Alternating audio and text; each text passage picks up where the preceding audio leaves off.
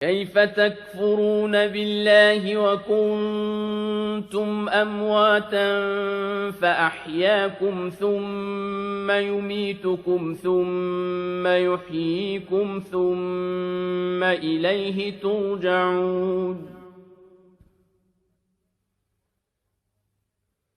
هو الذي خلق لكم ما في الأرض جميعا ثم استوى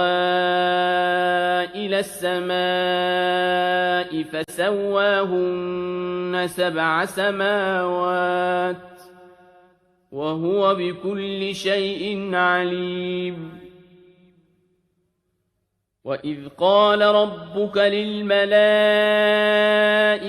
إِنِّي جَاعِلٌ فِي الْأَرْضِ خَلِيفَةً قَالُوا